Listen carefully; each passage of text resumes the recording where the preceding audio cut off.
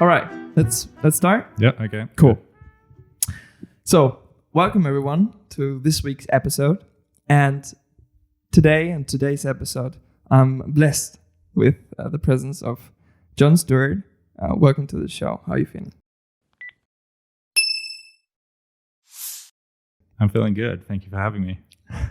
Cool. You're looking good. I learned right away about this cool Aussie brand of yours, RM Williams. That is just not well known at all here in Europe, right? Yeah. Well, I've lived in Europe now 7 years, across various countries, and I can't think of an instance that I've seen the T-shirt or any other article of clothing by RM Williams that hasn't been by an Australian guy. Yeah, I mean, when I saw it today, I saw it for the first time, and it's a branding clothing for workers as well back in Australia. Yeah, so I'd probably describe it mostly as for like it's kind of like a country outfitters. So a lot of the farmers, Australia is very known for its farming. If they wanted to go out for a night out on a Saturday, for example, then they'll be dressing up in RM Williams gear. And they're most notable for their leather boots, for example. They're quite a prized possession back in Australia. That's quite a statement when you wear some leather boots, as a man. It's like, oh shit, this guy is serious. Yeah, but they're not like the girls' leather boots that are knee high. They're just above the ankle, and they're looking quite like a dress shoe. They just go a bit higher and minus the laces. All right, fair enough. Yeah. So we learned everyone learns a bit about that now. Yeah. I mean, cool brands that are just not very popular. I really fancy. Actually haven't heard about them as well. Yeah, well, the price has been going up a lot as well. So my father's been wearing the boots for years and years, probably before I was born. And I mean, some of this would be inflation, but he was saying, you could get them for maybe like $50 or $100 once upon a time, but now they're over $500 for the baseline. Yeah, so and he's like, it's getting to the point that I want mine to last as long as possible because I'm not sure I can afford a new pair. Yeah, it gets to that point, but they stand for quality, as I can. Oh yeah, very very high quality. Like the leather is just beautiful leather, and I mean even its shirt. It's I've had it for many years, and you wouldn't tell. It's not fading or getting holes. It's quite a thick cotton. So. All right, enough about RM Williams. Seems like a enough promotion. Yeah. Let's talk about you. You're an automotive engineer working here in Europe, right? Correct. Yeah, based here in Düsseldorf. So I would love to get started with you explaining what an automotive engineer actually is. Okay, so an automotive engineer is a very broad term. Obviously, there's a lot of aspects to a vehicle. You've got your braking systems, you've got your steering systems. Currently, you've got engines or electric vehicles, which obviously don't have engines. You've got gearboxes, drivetrains, the car shape itself, the wheels. Every aspect of the vehicle needs to be designed somewhere and somehow. Engineers, depending on the size of the company they're working in or what the company's specializing in, can know a range of these fields, or if it's quite a large company, they tend to have specialist departments. So, for example, the company I'm working in and the department I'm working in is specifically steering systems. So that means I'm very, very knowledgeable on steering systems, and other areas is more of a general knowledge, but not really highly detailed. Okay. And you are specialized in steering systems? Yes, correct. But there's, you might think, okay, steering systems, how hard is that? It's just a steering wheel that connects down to the wheels and turns it. But there's a lot of development through the steering system in the past few years. So traditionally, there would have been no assistant steer. So you might have driven a car that was very, very old and it feels very heavy to steer even when you've got speed. So that has no assistance at all. And then as time progressed, they started to use hydraulic steering systems, which is based off the engine. It uses a belt that connects to the engine and uses the engine's velocity to actually power a pump, which in turn assists the driver to actually do the steering maneuver. And then what our company's doing in our steering system department is using electricity to actually replace the steering pump. And the purpose of this is to not only reduce the amount of serviceable components in the vehicle and also making it a smaller product so it can fit into these smaller vehicles, like smart cars, for example. Smaller cars, you need less, need to have a much more compact product. But it is also a much more efficient product as well. So like when you're on a autobahn or a highway, for example, when you're just driving straight, then the old traditional hydraulic pump system is still going to be working because it's driving off the engine, so that's consuming more gasoline or diesel, whatever the vehicle's using. Electricity, or using electric-powered steering systems, is only drawing a current whenever the driver is actually actively steering. So when you're going perfectly straight, it's not taking that energy draw. So it's a more efficient product as well. Okay. I mean, but are you specialized, or are you working more on the software side of it or on the mechanical side of it? More so the software side of it, but the department I'm working in is more design and development. So on top of this electric system, because there's software involved in it, we can actually create smart features and functions to assist the driver as well. So like the level of assistance can actually be manipulated depending on vehicle speed, for example. And then also there's some like mechanical saves to the product as well. So for example, if you were steering in and out to the very end of the steering rack, you might hit a mechanical component. But these days there are electronic software protections that you can put in that will actually prevent you from hitting the mechanical component by having an electrical resistance before you get to that point. So you're saving on maintenance and ultimately making it more customer friendly, I guess. Yeah, more customer friendly, easier to drive. Yeah, it's overall there's probably more upsides than there are downsides. So I guess this is where technology would be going for more vehicles in the future. Okay, that's quite interesting. I love how you explained that just like that. I mean, it makes sense when you're dealing with it every day. Yeah. Okay, so that's about your specialization. In which company are you working at? So I'm working for ZF, which is actually a German company. My German's not great, so I'm going to struggle with the pronunciation, but there's a big village in, I think it's Friedrichshafen. Friedrichshafen. Yeah, there you go. So there's the German saying of it. And so this company is actually owned by that village or town or Dorf or however you would say it. Actually funny. Because, sorry for interrupting. No, go. I've actually been there once. Oh, really? Yes. I hear it's beautiful. It is. It's so great. It's a quite small city, I would say. Yeah. And the very south of Germany. Yeah. It's at Bodensee, which is like the lake. And it's quite a lovely, I would say, summer place you can go, and many Germans decide to spend some vacations on. Yeah because it's so lovely, and they have a lot of nice beaches, and you can really give yourself a ride with a bike there as well. Nice places to go with your car as well and enjoy a ride there. So I hear it's beautiful, absolutely picturesque. But anyway, so this village, the company was founded there and then has grown out from there. And the way it's been structured from an ownership point of view is that city actually owns the company.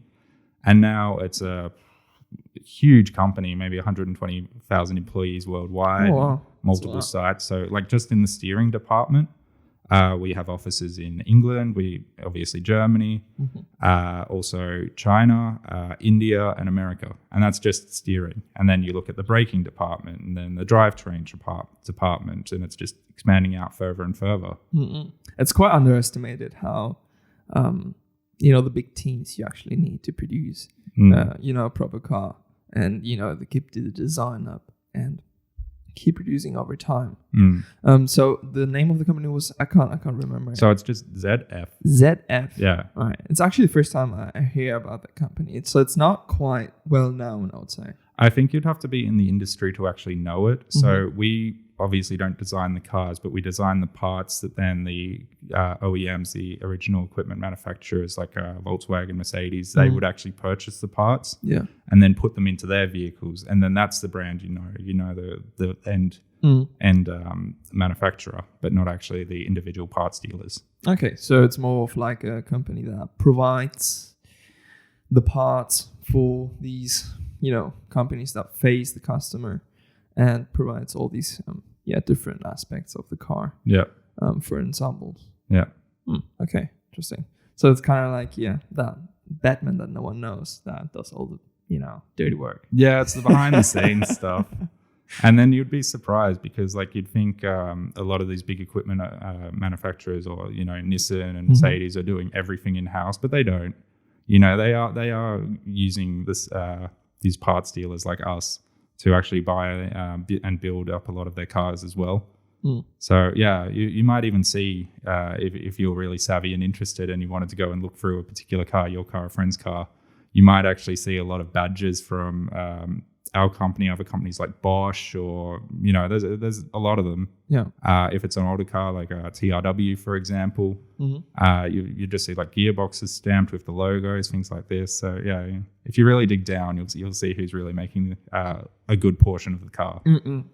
So you would say that actually these big companies like Volkswagen, Mercedes, and BMW, that they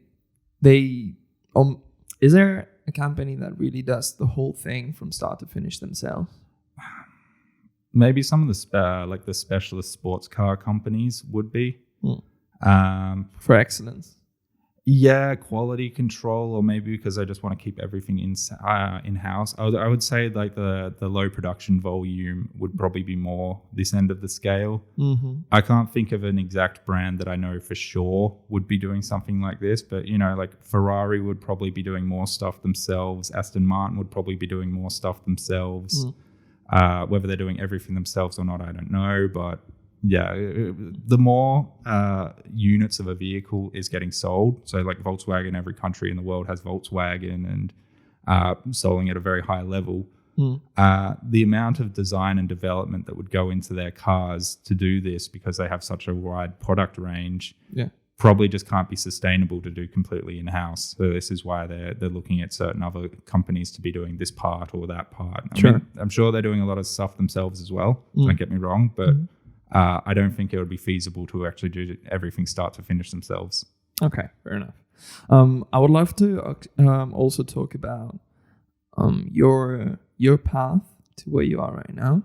So kind of your origins and the steps you had to take to end up working for the company and the place you're working at right now. Okay. So maybe you can give us a little, talk through or walk us through. Yeah, sure. Your last, let's say, I don't know, 5 to 10 years, right? Yeah, no worries. So I'll actually take you back a little bit further than that. And it'll come clear why I am. One day I was born. No, I won't give you the full life story. I'll give you the automotive engineering life story for my path. So sure. Anyway, I've always been quite passionate about cars, and I knew quite early on that this is a field that I wanted to work in one form or another.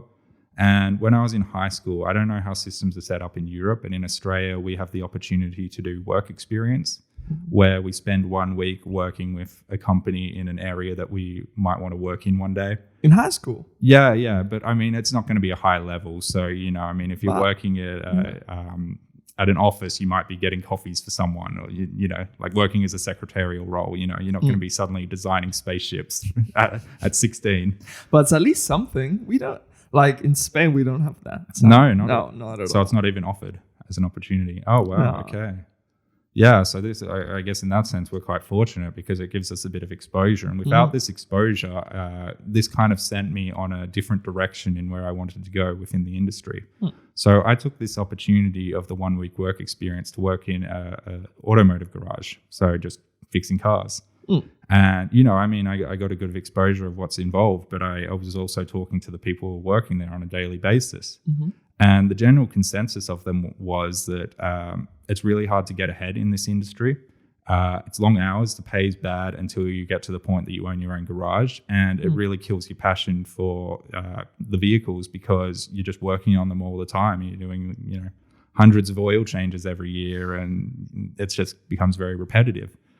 And they were all telling me, look, you're still in school. If I was you and you're mentally capable of doing it, stay in school, study and then do something else. Like if we had our time again, we would have picked a different path. And, I really took that on board, and I thought, well, okay, what can I do? And I'd worked enough in school that I was capable to, keep going towards an engineer, for example. My grades were good enough, and I felt like this was maybe the better direction to go.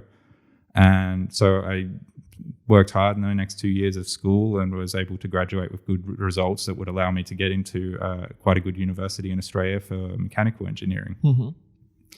And then, 4 years studying there, got my bachelor's, and then wanted to look for a job in the automotive field. Now, this was about the time, when was this? Like 2013, probably. And at this point, Australia already has a very limited field for automotive engineers. Mm-hmm. There are a couple of big manufacturers who were doing design and development in Australia. Toyota being one, Ford being another, and Holden, which is under General Motors, similar to Opel, for example. Mm. And all three of these companies had announced that they would be shutting down the Australian automotive production and development by 2017. The reason being Australian salaries are so high that it's not financially viable for these mid-range cars to be manufactured there. Yeah. So makes sense, because actually, I've seen this graph where Australia is, kind of on the same page when it comes to cost per 1,000 inhabitants as Europe, maybe, or as even Japan.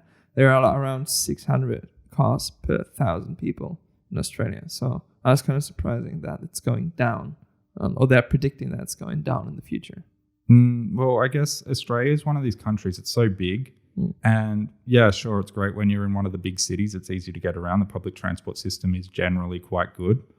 But then as soon as you start getting out of the city, there's nothing. Like you really need a car to get from A to B, or you spend long periods of time on trains and buses, or even flying. Yeah, because Australia is such a special, geographically speaking, it's quite special because the area is so huge. And there, if you look at area that is basically nature compared to what is, urbanized in city, there's a quite big difference there. Oh yeah, it's huge. It's and from how would I phrase this? Native Australians weren't known for building churches and castles and things like this. So we don't have a lot of this old towns, for example. But then we have a lot of natural beauty in the country, and a very diverse biosphere. Yeah. Right? Yeah, everything that anything you see from deserts, probably kills you. Beaches, rainforests, the bush, which I don't even know how to translate to someone, like maybe a forest but a bit drier. There's not really a direct European translation for the bush. And then, as you say, we've got a very wide spectrum of animals there. A lot of them that are unique to the country, so kangaroos, wombats, koalas, echidnas, platypus. You're not going to see these anywhere else in the world short of a zoo. True. But where I grew up in the country, the closest town was 5,000 people or something like this. And we were on some it wasn't a farmland, but it was quite a big block of land, just because it's so cheap out there. And in our garden, we would see echidnas, wombats, and koalas literally in the garden. And thinking 15 years later, people were coming to Australia specifically to see these and pay for these, and I used to see them on a daily basis.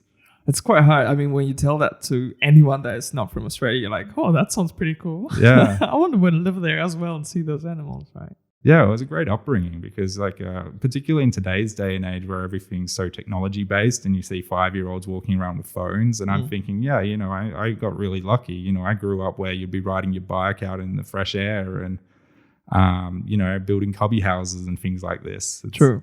You feel like the very young generation now is kind of missing out on that. And they don't even notice. Yeah, well, this is just how they're brought up, and I can't help but wonder that maybe there's such a high pressure for schools and education and the competitiveness of all that is what's partially driving this. You know, part of it might be the parents giving them a phone so the kids entertain for half an hour, but part of it is also maybe, oh, here's a mathematics program, so you know maths before you get into kindergarten. Yeah, I mean, yes, it does help you to, learn quick about software and in this ever-growing technology world we are in, right? Yeah. So it does help you. No, don't get me wrong. But at some point, it kind of disconnects you with the world you're living in. Yeah, like you're missing these opportunities as well to an extent. I can see the motivation, and however parents want to help their kids grow and develop, fine, so be it. But I mean, I felt like I did pretty well without it. I'm sure you would say you did pretty well without it. So I don't think it's considered as critical as some people believe. Yeah, I think they put more importance in it that it might actually have. Because, when did I have my first phone? Like maybe 12, maybe? 12, 13? I got my first phone. And today, a young kid will like, what? I have a phone since I'm like 5. Yeah. I don't know. It's just, it's a weird change. But I don't blame them because they don't have the fault. It's just their parents come from this world they get used to as well, and they just apply it, and we don't know yet what the real effects of that are. Yeah, it's too early to say. We will know in maybe 10 to 20 years, and then it's too late for those people. That maybe they lose their eyesight capabilities because they're looking at screens. Could be, yeah. Getting all posture problems. Maybe also some kids arthritis in fingers. Yeah, could be any of this. So we just don't know. But getting back to the life story of automotive engineering. Yes, we've drifted off. Yeah, a bit there. No, but as you said, from Australia, quite the production is getting abroad because they want to save money on the workers' loans and save on taxes as well. So they produce mainly in Asia probably, and the USA does most North American car companies produce their cars in Mexico, right on the border. Yeah, and in Europe it's drifting towards East Europe mainly. Yeah, exactly. So yeah, this happened all as I'm graduating university, which means the job front is not looking so good for me trying to get into this field. If you take the manufacturing side out of it, there's still race engineering, but this is highly competitive and a very, very narrow field. So we do have a lot of racing circuits, and by which I mean Formula One? I mean, there's a round of Formula One. We don't. There are Australian engineers working in Formula One, but we don't have a team based out of Australia, for example. Okay. Not that I'm aware of. I'm not so in touch with Formula One these days, but I'm not aware of any. So there's a V8 supercars. That would be like the Australian NASCAR, for want of a better description. And then there's just smaller racing things like that, like the Carrera Cup, which would be the Porsche 911s. They have like a league, I guess. I don't know what you'd call a racing version of that. I should know, but I don't. I definitely don't. Anyway, so the racing division is a very, very highly competitive division because a lot of people think, oh yeah, really cool working on race cars. So a lot of people funnel to that anyway. But then on top of that, a racing team, depending on the size, at least within Australia, might only have 1 or 2 race engineers. And once they're in the position, they're staying in that position. So there's not a huge turnover either. All this means that me as a fresh graduate, it's looking very, very difficult to get into the automotive industry within Australia. So I then start applying for jobs overseas, thinking the US market, the UK market. I start applying for jobs that I was at this point, I was mainly focusing on countries that have English because I don't want to end up in a country where English is not the first language professionally. I was going to say, like Japan maybe, right? Yeah, exactly. Well. I mean, if the working language is a foreign language, that's going to be really, really hard to take on. But so, yeah, anyway, at this point in time, I was focusing mainly on America and the UK. And the general consensus I was getting from my applications was, we can see your grades are pretty good, but we can't justify paying for a visa for you when we can find someone locally who's just as good. And it was annoying, but I could understand that logic. So I'm thinking, okay, well, how can I try and break into this market? And then I thought, well, if I do a master's degree in this industry, specifically automotive, then that will make me look more appealing to these companies. And so now I'm not just a bachelor they're sponsoring to bring over, but now I'm a master's engineer who they're sponsoring to bring over. So I start looking for degrees I can do, and I end up landing on one in the Netherlands, in Arnhem, actually, not so far from here. And I study there it's an 18-month course, 1 year at the university, just doing classes and development programs, and then 6 months as a thesis, but it's industry-based. So I would need to have company sponsorship doing the thesis directly with the company. So the year of study goes by, very fun year, enjoyed it a lot, learned a lot. I was very happy with my education there. Was a master's specified in? Automotive systems. All right, especially like, for example, steering wheel. No, it was more broad degree. So Okay. I was doing Wasn't that electrical specific? engineering for autos, Okay. the engine cycles, like the rank. I was going to say Rankine cycle, but that's I know what probably you mean, like different steps. Yeah, so we were looking at like engines. We were looking at the smart functions. So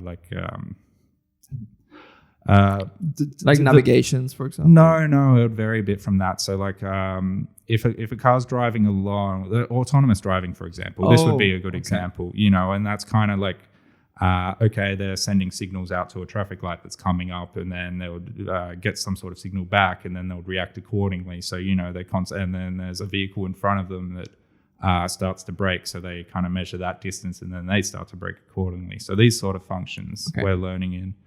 And then, control systems, just a real broad range of different automotive categories or specialties. In order for you to, when you start working somewhere, specify there. Exactly. Yeah. So vehicle dynamics was a field that I was doing quite well in. So vehicle dynamics at quite a high level would be how the vehicle's handling. So when it's going through a corner, is there not too much body roll? Is it feeling quite stable? Can it handle a corner at a reasonable speed? Or is it starting to oversteer, the back sliding out, or understeer, the front pulling away? So this is something that I quite enjoyed at university and was doing quite well in. And then when it came to the time of searching for a job within the industry for my thesis, so this group exercise, I guess, or partnership, I started to speak to some of my lecturers, in particular the vehicle dynamics lecturer that I had quite a good relationship with. And he was recommending me some companies that he actually knew people that I could maybe get directly in touch with. So it was kind of one of these, you've got to know people in the industry, but it wasn't one of those spoon-fed exercises where, oh, my dad worked there for 30 years and I was a shoo-in, I mean, I'm sure my lecturer wouldn't have vouched for me if he didn't have confidence in my ability. He just pointed me in the right direction. Sure. So through this, he put me in one of his contacts that was working at the time as TRW, and they were based in the UK, just in Birmingham. Yeah. So I went through the interview process there. That was pretty funny. I was actually on holiday in Russia at the time. My parents were coming over and they were visiting me, and it was in the summer. And as I was going through the interview process, I received an email of, can you have an interview tomorrow morning? And it's like, it's going to be a rough one. No, I was fine. I was feeling prepared for it mentally, but the problem was we were traveling from, at that exact point in the holiday, we were traveling from Finland to Estonia by boat. So I was sitting in the boat terminal at a coffee shop, connected to the local Wi-Fi, having this job interview. It was quite a funny scenario. Anyway, so I ended up getting a job confirmation later that day. They were obviously very happy with how I'd interviewed and thought I could bring something to the company, at least for the short term for my thesis. And then I ended up there maybe 2 months later, I guess, because I'm not an EU citizen, so I need to go through the visa process. Visas take time. I couldn't start there the next day, It's sure. So anyway, ended up there, worked in England for 4 years.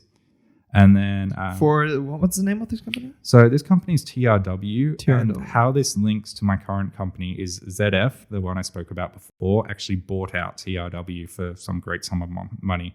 TRW was an American brand, and they were doing the steering systems at the time, and ZF was more focused on powertrain and some other areas, but they didn't really have a steering division and like safety division. So like TRW also was doing seatbelts, for example, braking. So ZF bought this company out, and then we got merged in, and our logo went from TRW to ZF. And you wasn't fired. So No, I don't think there were any layoffs, to be honest. All right. Yeah, it was a complete absorption of the company, and I think because the company must have just had a very good business model, was quite profitable. Yeah. And it's just like, okay, how can they expand their profitability in new areas? Let's just buy a successful company. And the other one was like, I mean, I guess it wasn't. They were not. How do you say? Like they didn't really want to go on themselves. They saw more profit selling the company than I mean, keeping on working. Maybe they were just given an offer they couldn't refuse. You never know. True. I mean, everyone's got their price. Yeah, it's true. It's true. I mean, it's that or giving up your ambition for your company. Right? Yeah, exactly. All right. But anyway, so that's how TRW became ZF. Yeah, and then like you had to move there, or no. So the site remained exactly the same, just the signs on the building changed. And then about 4 years in, I was given the opportunity to work in Germany, and I took that opportunity. I thought it would be a good chance to work in another country. And obviously Germany's got a very strong automotive industry as well, so maybe a good opportunity to learn some new skills. And so I took this opportunity, and I've been in Dusseldorf with the same company since 2018. yeah, So just shy of 3 years. cool. But 2018 was when the company bought the other one. No, the purchase happened in 2014. All right. So it was already ZF by this time. Yeah. So you worked for 4 years, Yep. still in the UK, and then Yep. you moved here. Exactly. Okay, cool. And okay, and then you started here, but you working outside, like in was it in Neuss?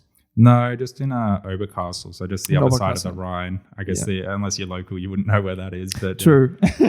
It's kind of outside of the city center of Düsseldorf. but it's still relatively close. So I spent a good portion of my life in Sydney, and Sydney's a big city.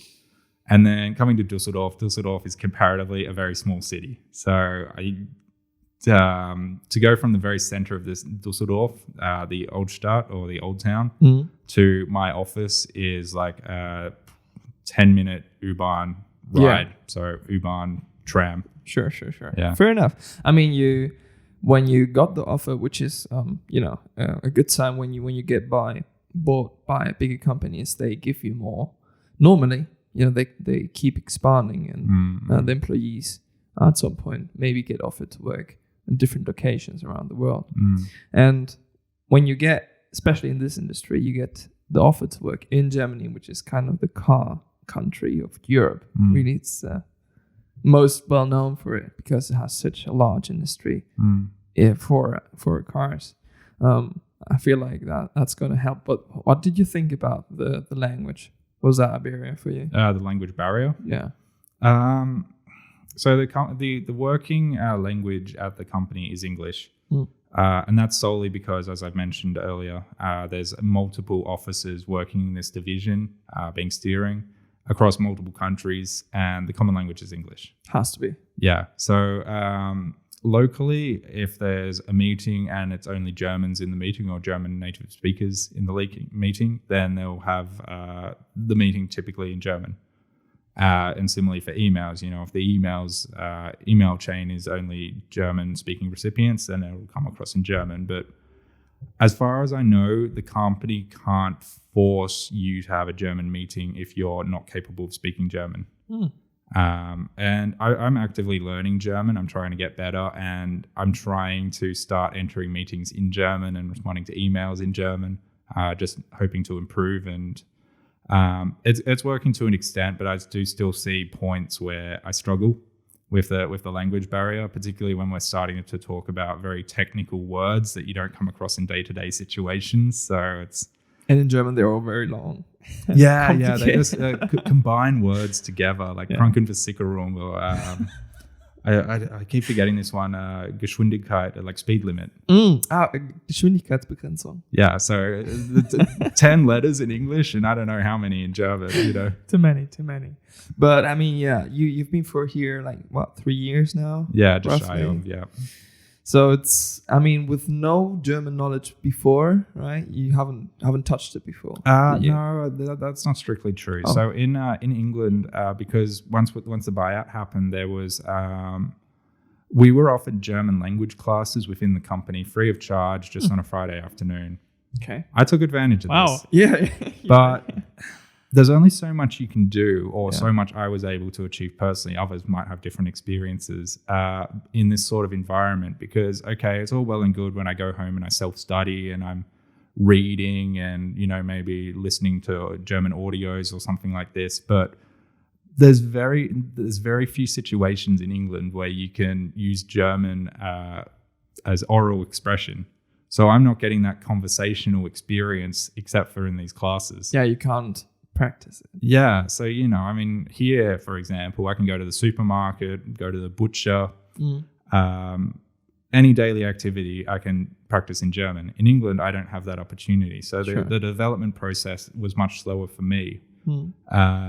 And then I started to know, I had the basics when I came. I won't say I had no German, but I started to notice significant improvements after I was here and trying to actively converse in German. Sure. I mean, it really comes to when you really need the language, you will actually learn it. Yeah. I mean, the other way around is just, okay, I'll learn this, but after the moment you stop, you lose it. Right?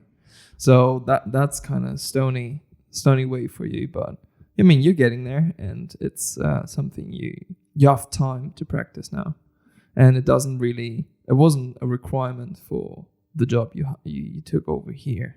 No. So even for new job postings that I see within the company, within the German site or the Dusseldorf specific site, it will say English required, German also preferred. But there's no hard requirement to know German. So, I mean, there's some people in my company who speak no German, and, you know, if you try and speak German to them, they will like struggle to respond to you, maybe because they're new to the company or maybe for other reasons, not sure. But there are some people within the company who have next to no German. Sure.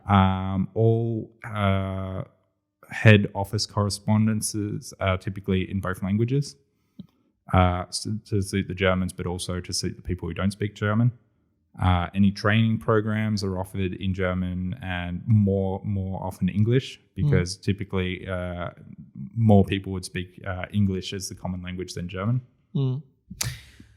What I find interesting about your path to how you got here, how it involves in getting the masters, which I feel is getting more and more popular nowadays, because, well, the amount of people that study is increasing or have a degree.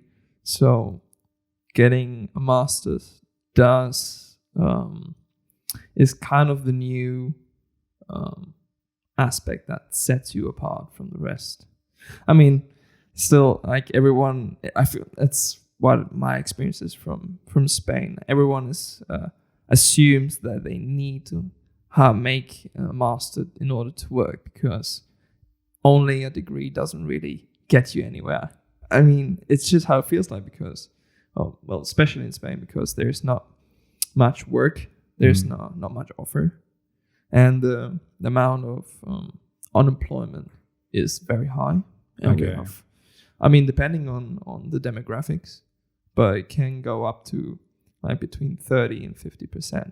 Really, that high? Yeah, it's really, really That's bad. crazy. Yeah. I mean, we are at the bottom of Europe when Yeah. it comes to that. Oh shit.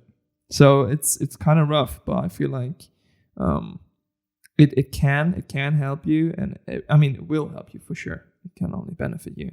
The thing is, the master's degree often can be very expensive. Mm. So I don't know what your experience was with that. Yeah, I mean, it's all about perspective, really. So education in Australia is quite reasonably priced. So, for example, my bachelor's degree was probably the equivalent of 4,000 euros per year. And that was from quite a good university for engineering in Australia. Conversely, you look at some of the American universities and you're paying, $30,000 a year for the same sort of degree. And yeah, so it's crazy the spectrum you think of prices. My master's degree was a reasonable price. Obviously, I had to pay for it. Well, I guess not obviously. A lot of German degrees, I guess, are free or subsidized. But yeah, but it wasn't crazy price-wise, so it was quite achievable. Compared to, the most expensive ones, which are... Yeah, like MIT, I can only imagine how expensive that is, for example, Harvard, Oxford. Yeah, exactly. I mean, in the UK, it's kind of on that level as well when you go there. And it's strange how there are different approaches that, they all have their pros and cons. But here in Germany, most universities are kind of free. I mean, obviously there are always little fees. Yeah. But it's nothing compared to, let's say, Australia, where you pay around a few thousand. Yeah. Australian dollars, right, a year. I'm always I'm curious how Germany pulls it off, because Australia tried this back in the 70s or something. One of the former prime ministers, I think it was Gough Whitlam, he actually abolished university fees because he was a strong supporter of, democratizing. Yeah, but education. also, if you have a more educated population, then it's only going to benefit the country. You're going to get more development, more infrastructure. So it's kind of like investing back in ourselves. And then I don't know the ins and outs of it. It was before my time, but it wasn't working. Like the country went into deficit. It wasn't able to afford it. So then they started putting in the fees. But yeah, as I mentioned, I think the fees are quite reasonable. Australia, though, one of the things I noticed is that if you're a foreign student, the fees are significantly higher. Maybe 4 times the price. So, oh, really? Yeah. It's different depending on where you come from. Yeah, not so much where. Short answer, yes, but it's not like, okay, if you're Chinese, you pay this amount. If you're American, you pay that amount. It's if you're Australian, you pay this amount. If you're not Australian, you pay another amount. Sure. I don't know where New Zealand fits in this spectrum, because Australia and New Zealand have like free movement. So like the EU might. So without visa. Yeah, I'm an Australian citizen. I have no affiliation, no family ties to New Zealand, but I could pick up and start working in New Zealand tomorrow without any visa restrictions or anything. Yeah. It would be nice to have Morgan here. helping us out with this. Yeah. He would probably say the exact same scenario. If he was so inclined, he could probably pick up and start moving in Australia, working in Australia if he so desired.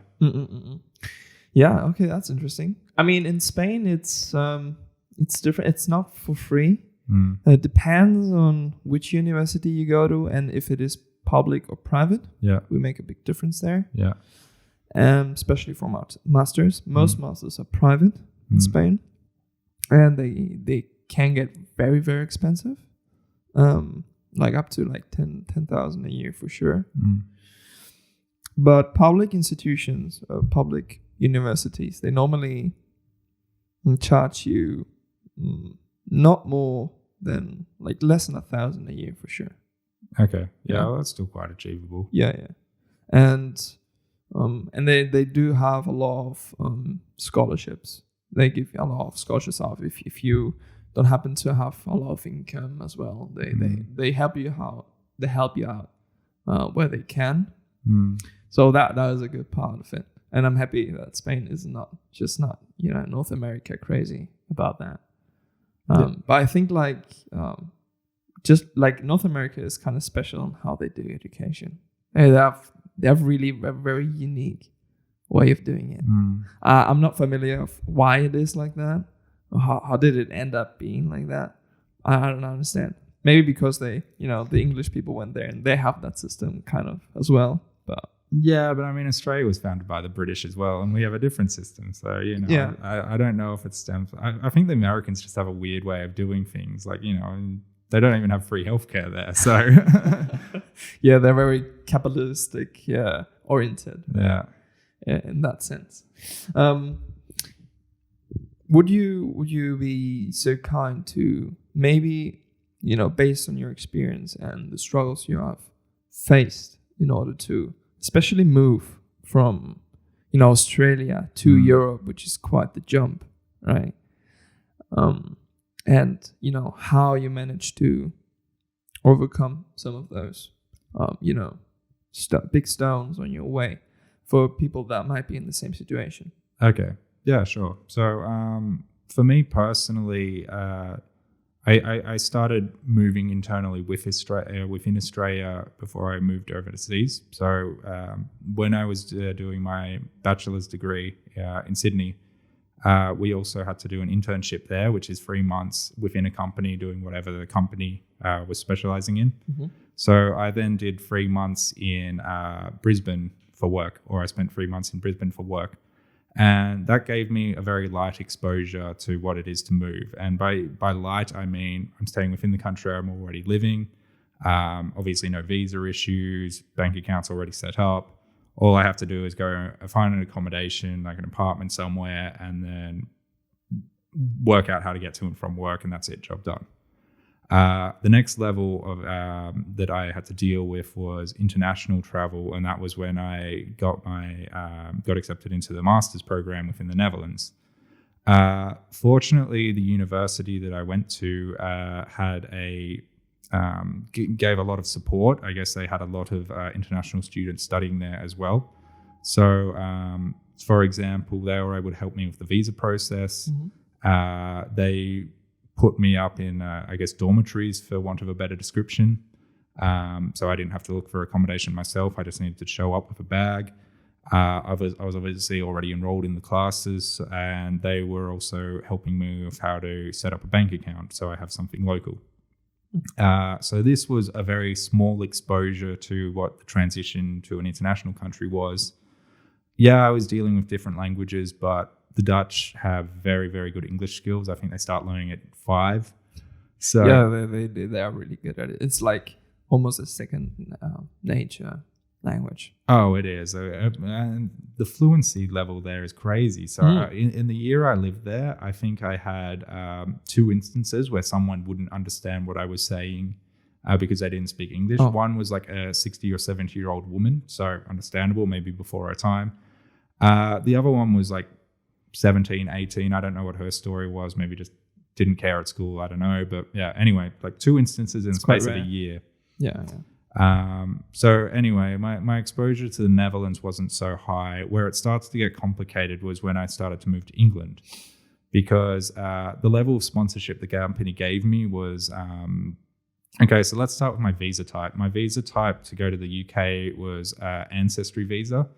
How I qualify for this is, or how anyone qualifies for this is, you have to come from a Commonwealth country, Canada, New Zealand, Australia, one of the other Commonwealth countries.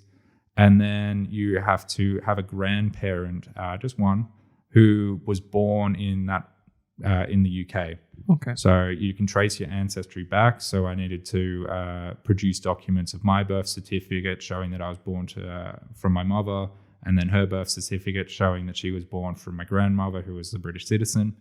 So you happen to be lucky enough to... Yeah, not everyone can get the ancestry visa. Yeah.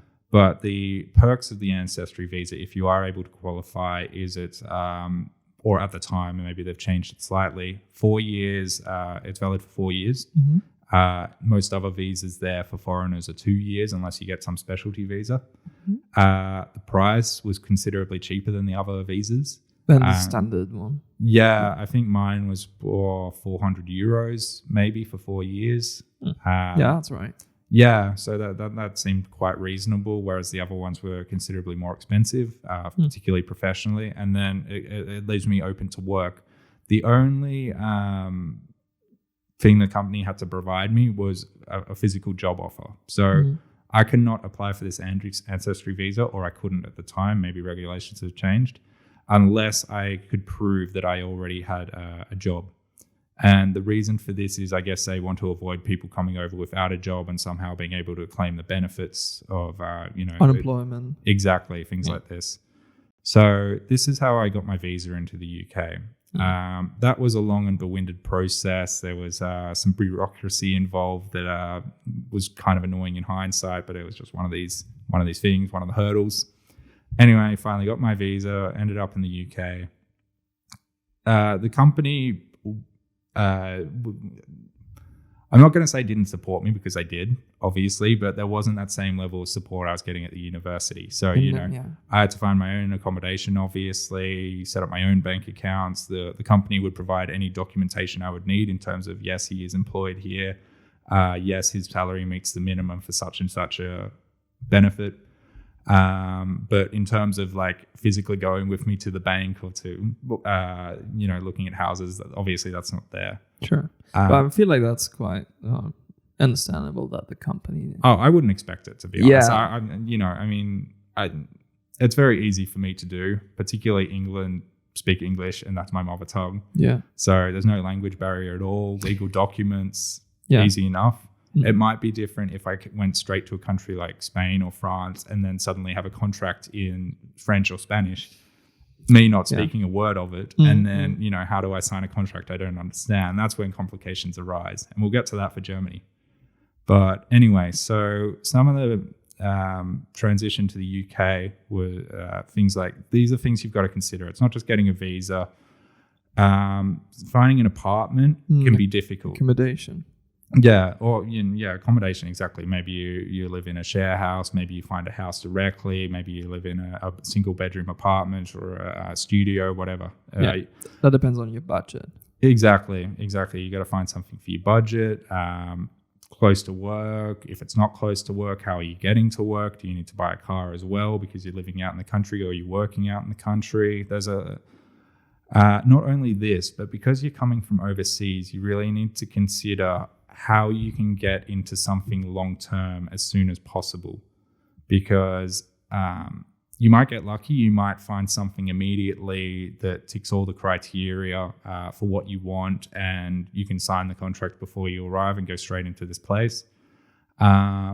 You might need to spend some time actually looking for something. If you're going to London, there's probably a lot of accommodation there, but maybe there's not so many options for what you're after.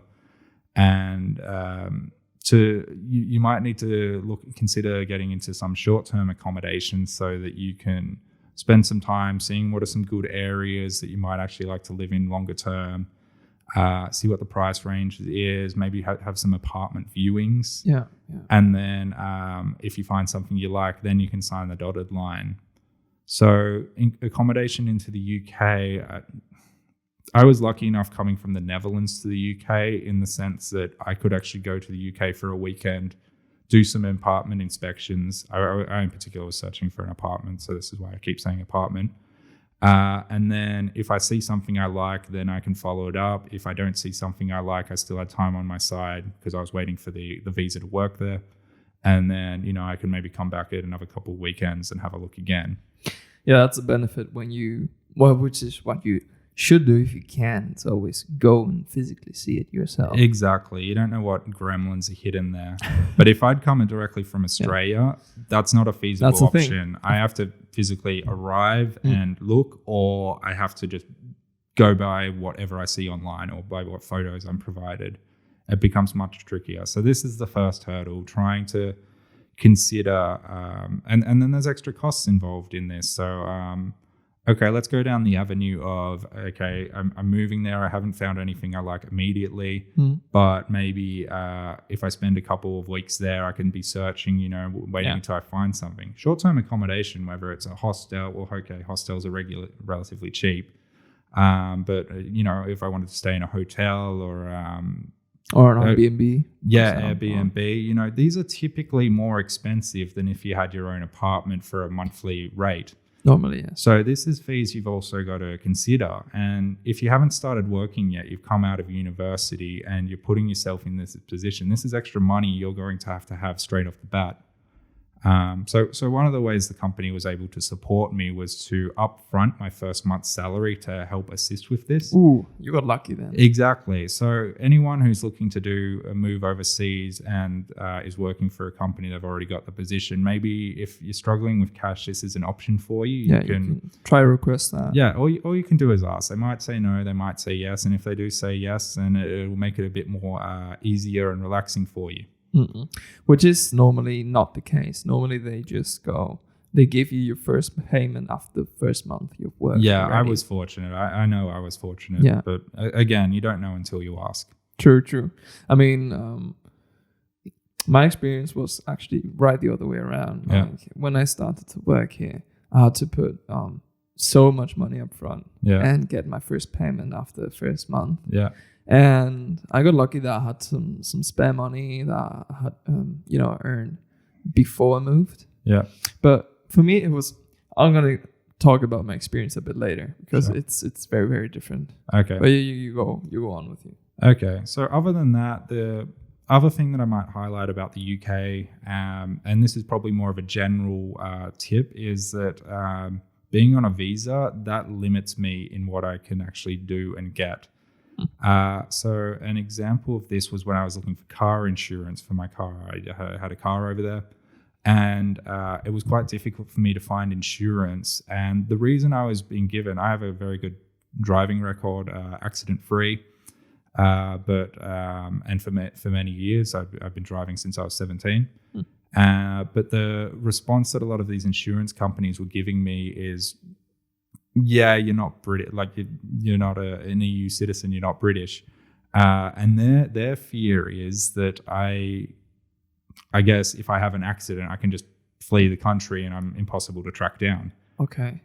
So the liability to me is much higher risk. So a lot of these insurance companies don't take me on unless I've got a certain level of visa or I've been in the country for a certain period of time.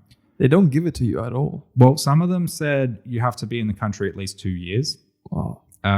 Some of them said a blanket no, and then I was able to find one that was able to cover me, but it's a more difficult process.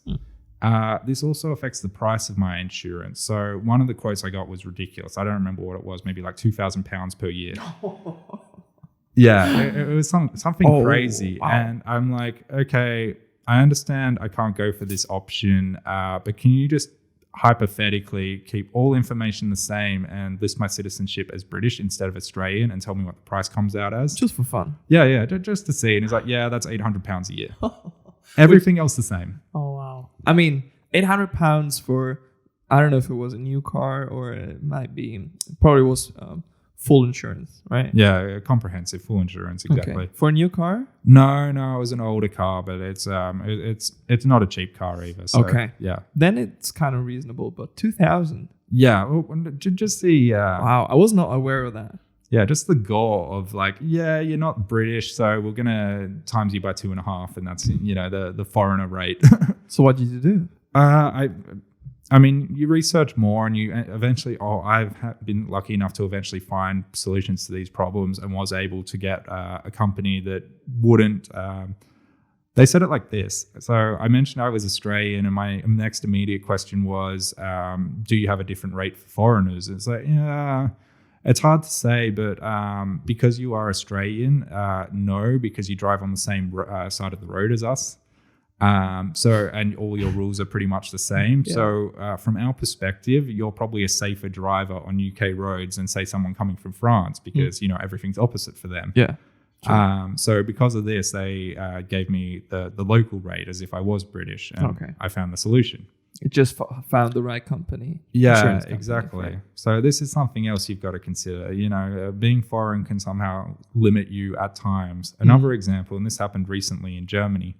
So I was on holiday last year and was looking to rent a car on the holiday. Mm-hmm. And up until this point, I'd never needed a credit card because it was instilled in me quite a young age that, if you, for small ticket items like, TVs or furniture or whatever else, if you need debt to get into it, like a credit card, then you can't afford it.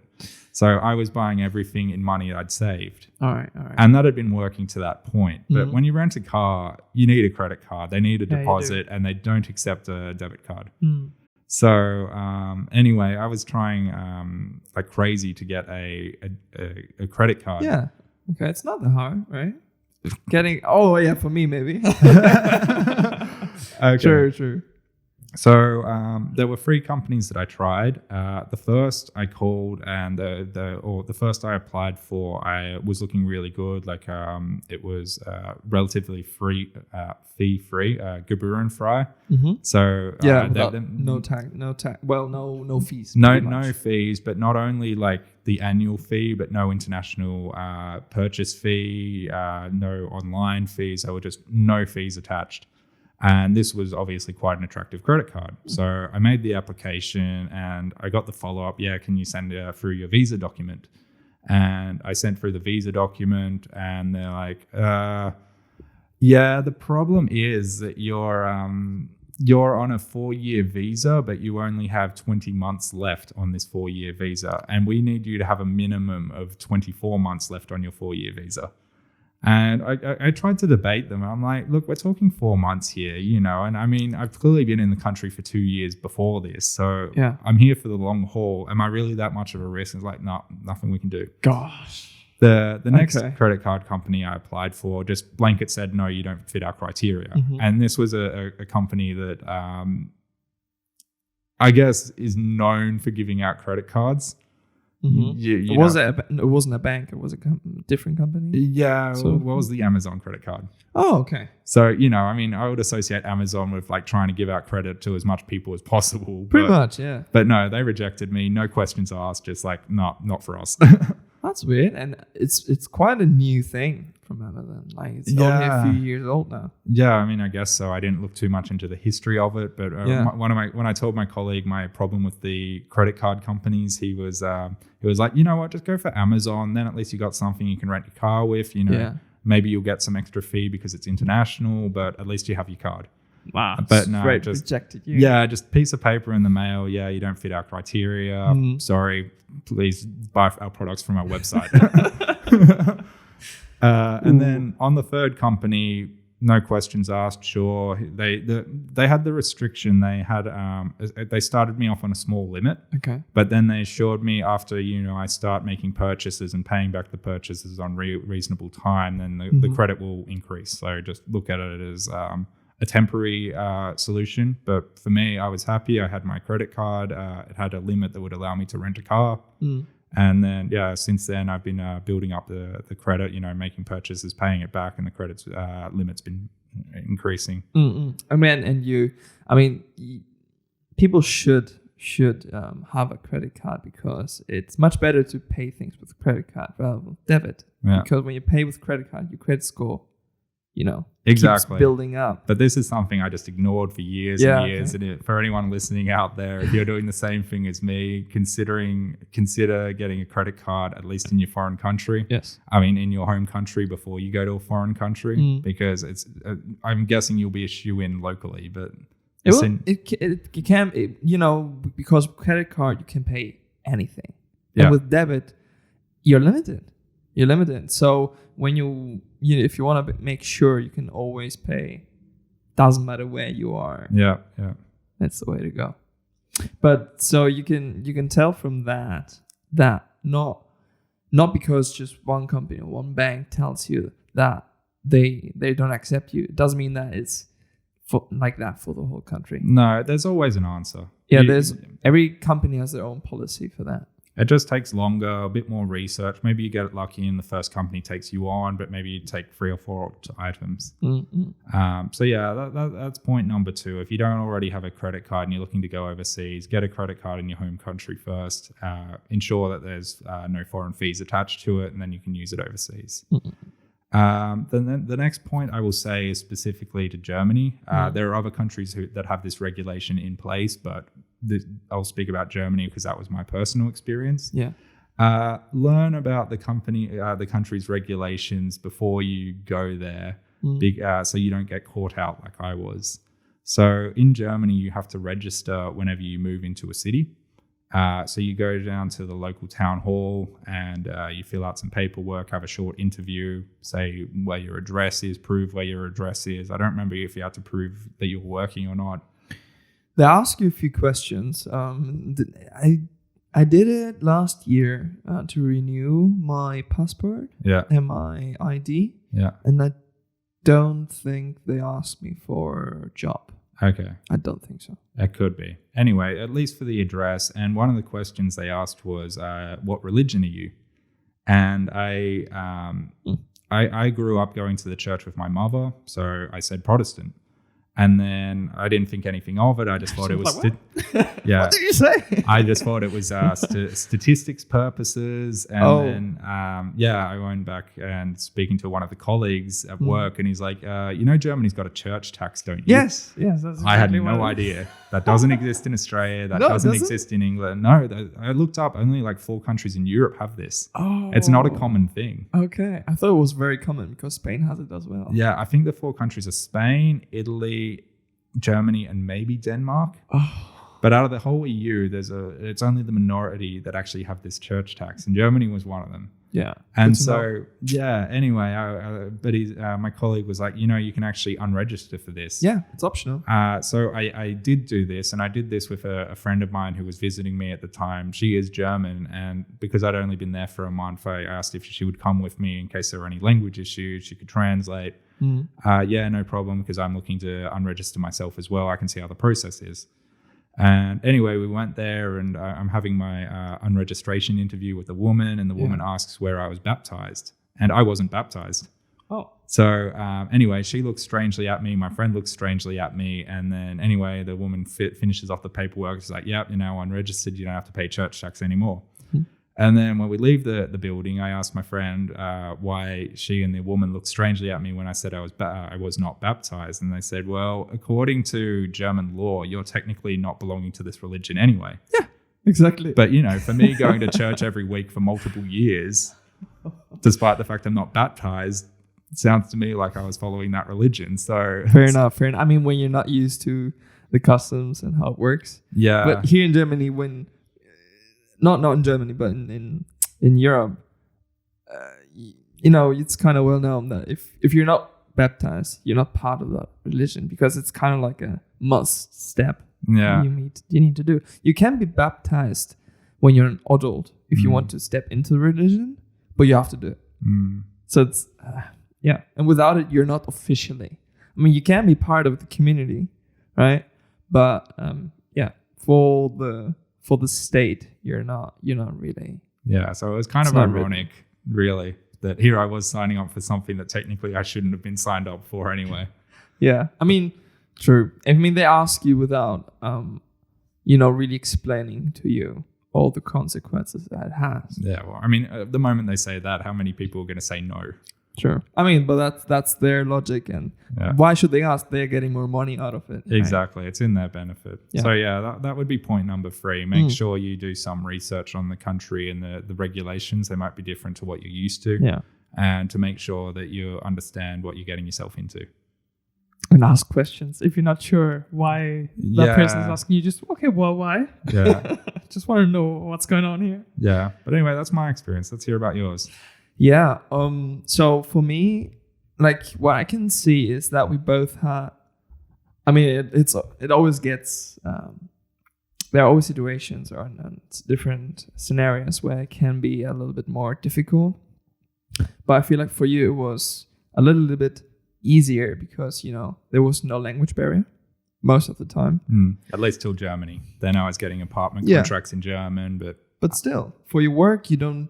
It wasn't necessary. No, yeah, a working environment. I was still sheltered under English. You're right. Exactly. So that I feel like most people fear that as number one. When they think about moving to a different country in order to work, they were like, "Oh, okay, I don't know the language and I need to learn it." I mean, many people don't know even English, and true. English is their barrier, right? For most countries, right, that are not English speaking, and there we come to Spain because Spain is very different from Netherlands. Most people don't know properly English. They may understand quite a bit, but they're not quite proficient when it comes to speaking and when it comes to writing. And it's just their communication is kind of off. I blame the education system. But we're really getting behind on that.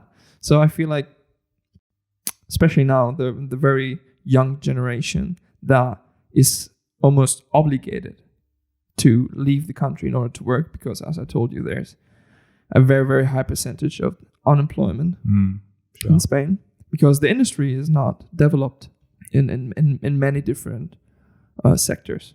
We're very evolved in the touristic sector, but that only gives so much jobs, right? Many other industries, we do have a car industry, for example, right, for Seat and like that, but it's especially in the north of Spain and where I come from, which is the south, Andalusia. Yeah. There it's quite very undeveloped compared to the rest of Spain. Okay. In that sense. And there is not a big industry for cars. There is not a big industry for art either, especially for photographers. And there's just it's very lacking compared to maybe where we are right now. And Germany is quite more advanced in that. And then there are a ton of schools that you can go to study arts and photography and painting and all these things. And there are more options. But I feel like that's a big reason why many Spanish people don't make that step, in order to leave the country, go where the work is for what they are specialized in, because they have that language barrier and they really, really, really struggle to learn it.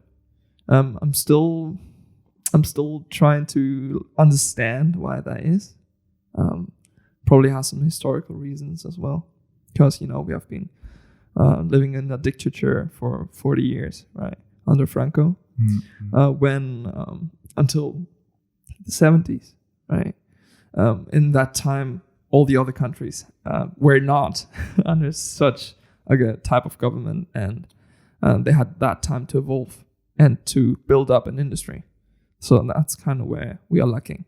And for me, it was I would say almost easy to move to Germany to work after my studies, because one, I didn't have, as you, a language barrier, because I know German as well.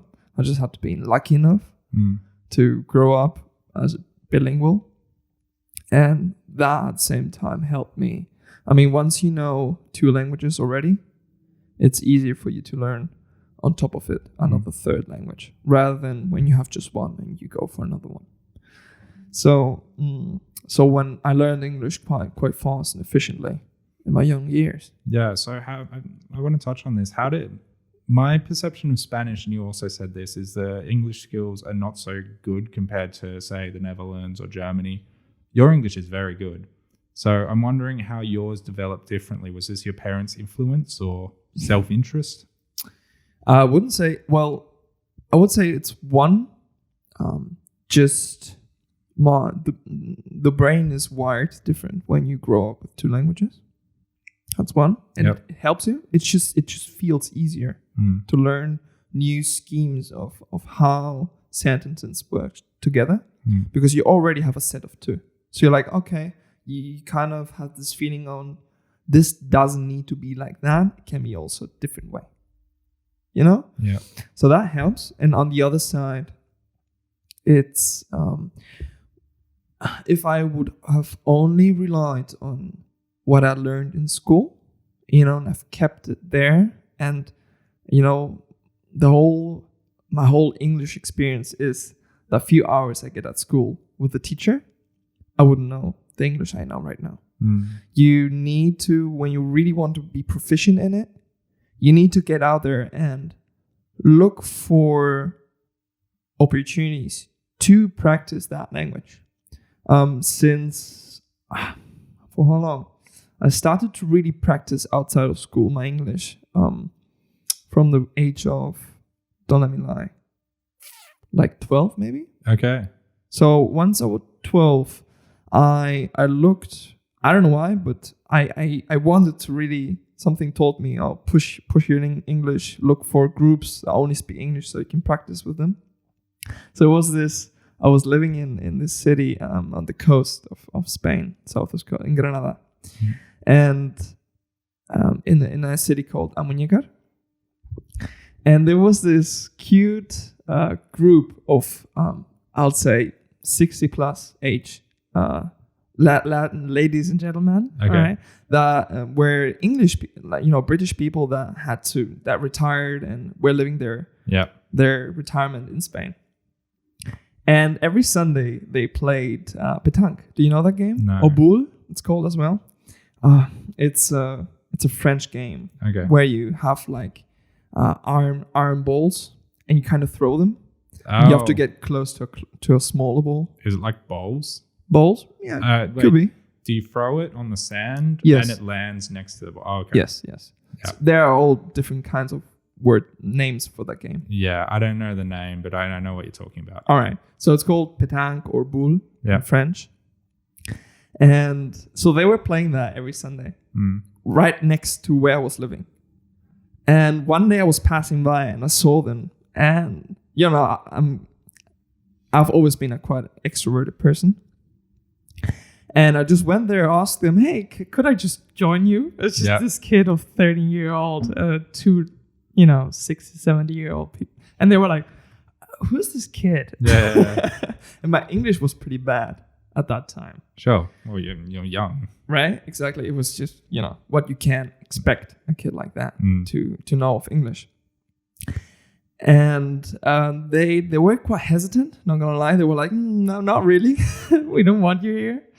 So they were quite reluctant. But I kept insisting. And at some point, I'm like, okay, come on. Yeah, you persuaded them. Yeah, exactly. I just, winked a little bit. And, yeah. Come on. Yeah, giving the cute 12-year-old look. Yes. And from that point on, I started to play every Sunday with them ball. And that was a 3 to 4 hours game. Oh, wow, okay. Every Sunday. Are they actively engaging with you? Or yes, I played with them just like one more. And I only spoke in English with them because their Spanish was pretty bad. They didn't really know that much. Yeah. So I played with them 3-4 hours a week for about 5 to 6 years. All right, pretty much my high school time. Yeah.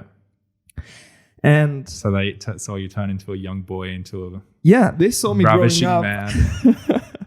And when the day I left to study at uni in the city of Granada, at that point they looked back at when I came to them with my rubbish English and the improvement I managed to achieve in that time. Yeah. And they were like, you came as a young boy and, we could barely understand you. And now look at you. You speaking fluently English without a second thought. And you're doing so great. And I feel like that little step that I kept persistently, that has helped me a lot. Yeah. Because when you interact, and especially with British people, and you have for several hours, you need to exchange with them, and you learn so many new phrases and mannerisms. Very useful tools, and that sticks with you, especially in that age when your brain's a sponge developing. Yeah. Right, in order to suck up all that knowledge. And I can only encourage to start for people to start very early on, as early as they can. Maybe find a friend that has moved from a different country and is still struggling. Practice with them, and just outside of school, I find that very important. Language is something you need to apply, especially outside of school, where it's actually useful, and places where you will need it. You won't go to a different country and go to a school to start to talk English. You will do it on the street, right? You will need to ask a bus driver or I don't know, in a shop to order something. So that helped me a lot. And then I kind of tried to learn French as well. Oh yeah. Well, I was a mess. My French is shit. I think it's a language. It just doesn't work with me. But I love it. It's my favorite language. Well, I still can't. I can't do it. Are you still learning it, or? I still am. But the thing is, see, there it is. I don't need it. I don't need it. And I don't have almost anyone I can practice it with it. Yeah, sure. So eventually, you can't keep growing because there's always, you need a use behind the tool you're learning, right? For you, it's cool because you're now learning German and you actually living in Germany, so it's useful to you. So it will keep improving. But the day you move out, Yeah, chances are I won't need it. you just stop using it. Yeah. And get back to being worse again, right? So that was my experience. The thing is, it's really hard for Spanish people to do that because at that age, you normally don't think of that. You don't look forward 10, 20 years into your future and say, okay, English is important. Let me try and practice as much as I can. Yeah. That's not something you think about that in that age. I can see people falling into that category quite easily. Yeah. So what most of them do is they keep those languages they learn to the school business. And I was like, oh, there's that. Obviously, there are people that are not interested. They just don't like it. And there's that. But I feel like there are so many that really want to learn it. And they struggle too much with it, because, teachers and the education itself is not practice oriented. It's more theoretically, based. They teach you all these rules and how the sentence structure is and all the different names for the different configuration of the verb. It is important, but it's not the most important part of the language, right? They don't do group chats so people can actually practice with each other. Yeah. You can organize it in so many different ways that are much more efficient. That's my view on that. But yeah, that's Spain. I feel like in Germany it's quite different. There are so many people in Germany that really have great English. This is true. And it's 100% the education. They just go for it differently. They do so much more group projects and they just tell the kids to work with each other, right? And encourage them to use it outside, right? And I mean, English is a word language and it's super important. I mean, you really need to learn it in order to do anything nowadays. Well, yeah, you look at it this way. If you go to any other country in the world and they don't speak your mother tongue, chances are English is going to be the language that you'd fall back on or they would fall back on. Yes. English is also the airline's common language. I think you might even know more about this. Apparently years ago, there was a really big crash in Spain. One of the airlines planes had a crash. Yeah, in France, right? It could be. Yeah. But the reason was because there was a language issue where they were using local languages like French to speak with someone who didn't speak French as the pilot. No, I've not heard about that one. Yeah, there was something like this. One of my friends told me this. His brother's studying to be a pilot, and he was telling me, I'm pretty sure it was Spain, and there was some reason, like there was differences in languages between what the ground control was using and what the airline was using, and they just couldn't understand each other. And then, of course, there was a crash because, they might have said, okay, you can land now, and they didn't, and they crashed into something, or no, you can't land now, someone else is landing, and they landed anyway, something like this. And it was Spanish-French? I'm pretty confident Spain was involved. I don't know about the French. Okay. But anyway, something like this happened, and it's like, well, we can't have this repeat. So they just made blanket, okay, all pilots need to know English and all ground control need to be able to communicate in English. Yes. I mean, this is something I find funny and sad at the same time every time I fly. Yeah. Within Spain or out of Spain. And it's that you step into the plane and there's always that time where the pilot goes and says a few things in different languages. Oh, but he always starts in English, sorry. Okay. And most of the time when you fly out of Spain, it's a Spanish pilot. Yeah. And it's so funny because, when I hear English, I normally understand everything. But when they start to speak English, I don't understand absolutely nothing. Because of the accent? Yeah, because like they go, I can't imitate it, but they go just completely gibberish. They Okay. because they read it off. They have this book and they just read it off. Yeah. And they're like, and you're like, what? Yeah. What the fuck? So yeah, and then I'm reminded every time how bad the English is for most people in Spain. But for a pilot, it hurts me, like a pilot that should know better, right? Well, they have to know better now. Like it's part of the criteria. Yeah. I mean, you can't help accents, and maybe their English isn't good enough to, have a deep level conversation. But they've got to have the basics to be able to land in a foreign country. Yeah. I don't know. Maybe it's just because they want to do it quickly and they don't put the effort in it. Yeah, it could be. Or it's so rehearsed. I mean, if they're doing like 1 hour flights or half an hour flights, then they might be doing 4 or 5 of these speeches in a day. Yeah, and they're just bored. Here we go again. Yeah, that might be it too. Yeah. Every time I fly with my father as well, we just made fun of that all the time. And we always say ketchup. Oh, really? Ketchup. It doesn't make sense like that, but when you hear it at the same time, it does sound the same. Oh man! But it's a very situational joke. So, no, but that's the language barrier. Yeah. Right there. So, I was lucky enough to not face that. If I would have moved to France, for example, I would have been quite different. I would have struggled so much, and I would have to, go take some intense classes to get it, right up again and get it down. But it's always so much work, and depending on which language you're learning, some of them are easier than others. German is pretty hard, I reckon, for English speakers. Yeah, there's a lot of tricks in German. Yeah, I mean, it's different when because Spanish, French, and Italian, Portuguese are all quite similar in a way because they have the same Latin origin. But when you go to anything further from that, they have more Anglo-Saxon origin, like Germany or Germanic. Yeah, or you go to Holland or Denmark or I don't know, or even to Hungary or something like that. Oh, Hungary's crazy, and I'm pretty confident the reason Finland and Hungary have very strange languages compared to the rest of Europe is apparently because of Genghis Khan.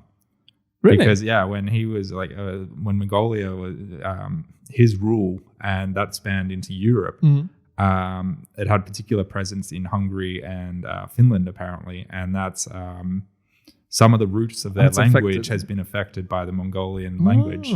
Okay. I have a friend from Finland, and she sometimes sends me Finnish videos. And I'm like, what? What are they saying? This language is so weird. Yeah. And she says it herself. It's nothing like any other language. It's unique. And they don't really like it's not official where it actually comes from. Like if it comes from probably Russian, a bit here, a bit of there. Yeah, probably just a mix. A much of a language. Oh man, but yeah, so it depends on where you go. The language will be more or less difficult. But yeah, I don't say it. I want to see learning a new language when you go to a new country more as an opportunity. It will just make you smarter, and it makes you, it makes your capabilities stronger, and you're able to market yourself better across the globe.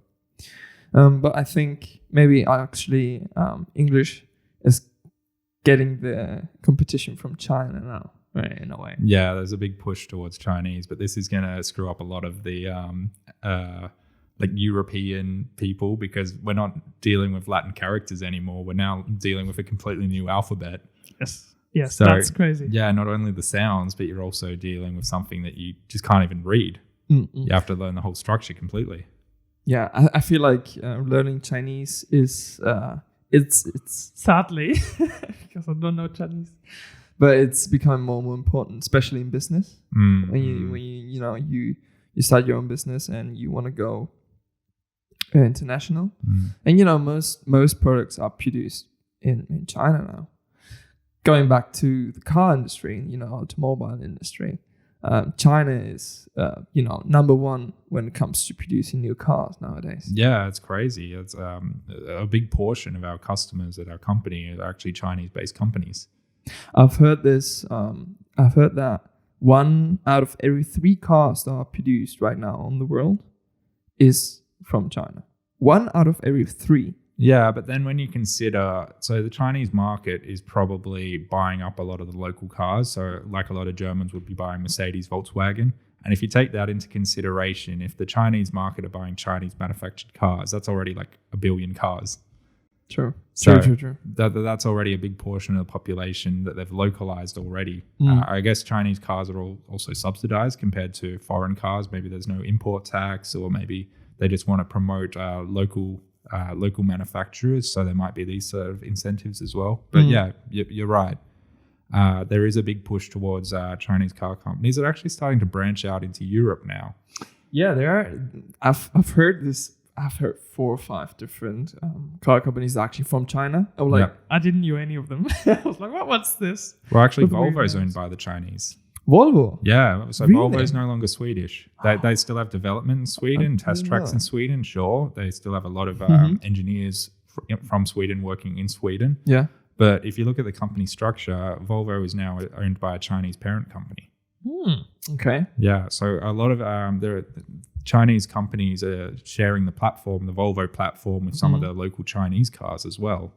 So you might see some similarities between these companies and Volvo. Yeah, okay. I've also, China is supposed to be, like Volkswagen is supposed to be very popular in China as well. I think German cars generally across the world have a certain prestige to them. Yeah. You particularly talk about BMW, Mercedes, German engineering, quite luxurious, good performing vehicles, very stable on the highways. So anywhere you go, I think these have a certain, people quite prefer these.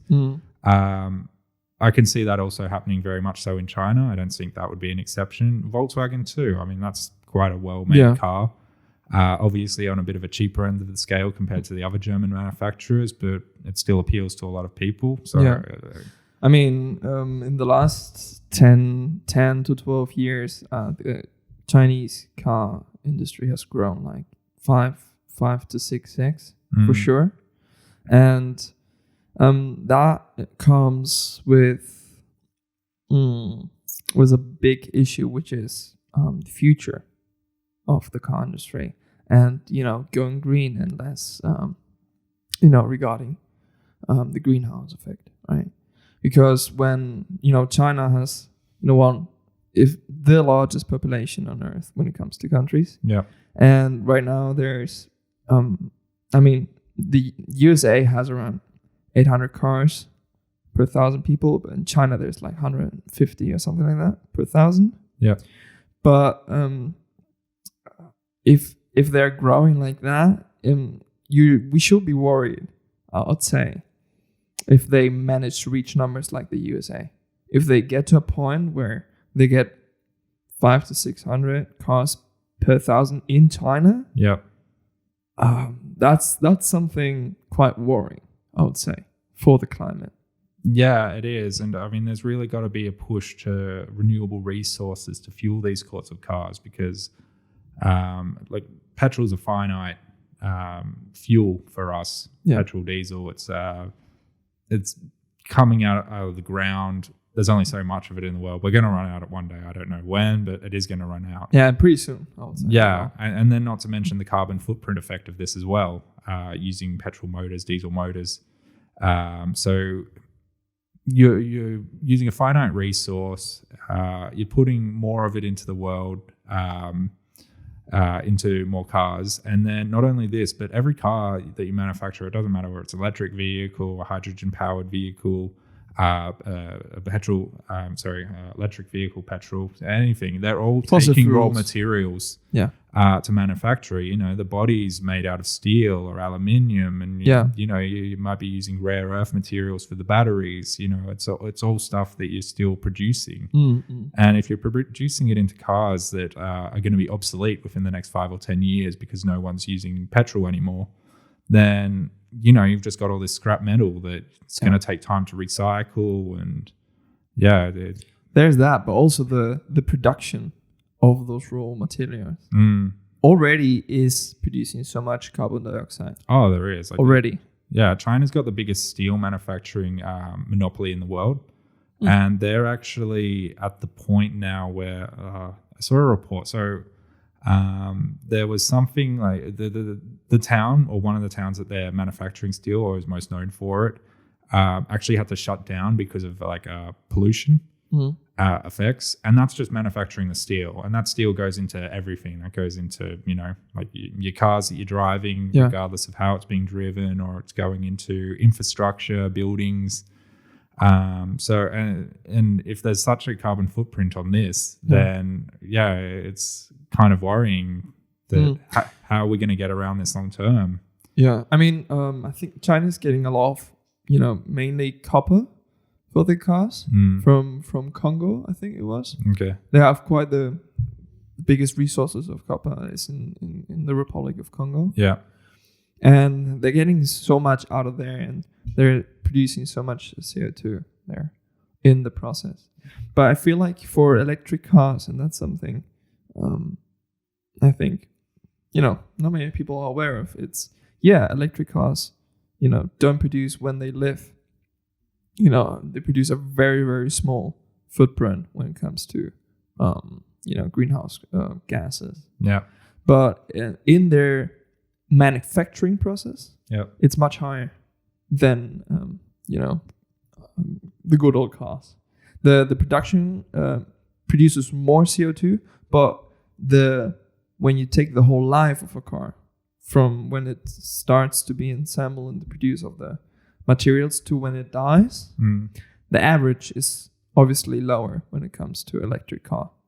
But that production of an electric car is higher when it comes to a footprint than from an average car that use fossil fuels. This is true. And also, just because a car's electric doesn't mean that the runtime is a very low carbon footprint. Yes, for the vehicle itself, but it all comes down to how the electricity has been produced in a given country. If that country's burning coal to produce the electricity, exactly, your car's not green. It's just shifting the problem away from your personal usage. Yeah, you don't see it anymore, but... Yeah, exactly. But, if they're still burning fossil fuels to create that electricity, then it's really not the same thing. I mean, if it's purely wind-powered, water-powered, whatever else, fine. But, yeah. Yeah. So, especially when it comes to... now, not only electric cars, but also the future of the automobile industry also seems to go into the direction of smart cars, that are driven by themselves. Yeah, autonomous driving, sure. Talking about Tesla, right, which is the, industry leader. Most known example for that right now, because they're really investigating a lot in that sense. But also, I feel like we are getting kind of off the car towards the direction of trains as well, like the Hyperloop, for example. Yeah, sure. And because the good thing about trains is that, yes, it's kind of limiting because it only takes you from A to B very specifically, but the footprint is like 10 times less than if you use your own car to do it. Yeah. And the Hyperloop would be quite a measurement, because if you happen to have that between, main cities within the country, we might get reduced a lot the usage of cars there as well, if it works, because the speed is so high, and it's even faster than taking the plane. So at some point. Yeah. So I can see the concerns with going completely. So yeah.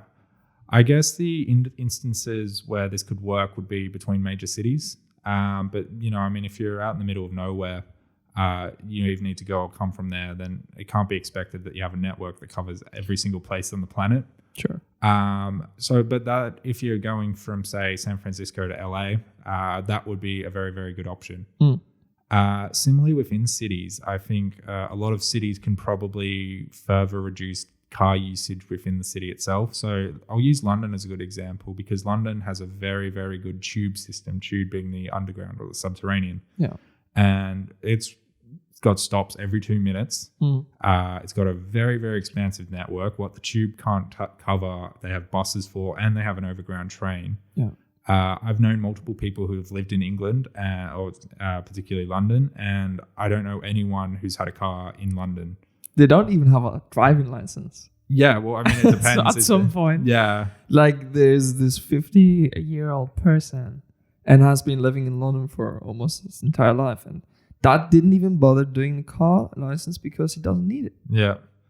Right. But then I don't know if you've been to London, but I've been, yeah. Yeah, so you walk the streets and there's still heaps and heaps of cars. I mean, sure, okay, buses, taxis, I can understand this, but private use cars, and I'm thinking, do you really need a private use car in London? You don't really. It's a luxury. Yeah. I mean, if you can afford it, you go for it, right? Yeah, sure. But I mean, so London has put in a city tax to try and minimize this. And I don't know what it is now, but it's you pay X amount per day, or maybe there's a monthly fee or an annual fee. But ultimately, if you have a car in London, you pay extra for it on top of your registration. And the idea of that is to minimize usage of cars in the city. Sure. But I mean, if they started to get a bit stronger and, try to eventually phase out private use cars, are people really going to be that worse off? I don't think so. No, I think it's the right approach. And they're just making it more expensive for car owners. Yeah. In order to get one. And I'm sure there's other cities in the world that could also adopt this. I don't know how New York is. Maybe it's quite similar in terms of its public transport system from what I hear. Maybe Shanghai. Yeah, I haven't been there. The only talking about capitals here. Yeah. When it comes to Europe, most of the countries are very well connected, and in the main cities, you almost ever need your own car. And if you do, you can take a taxi or a cab. Yeah. So Madrid is like that. They have a great network.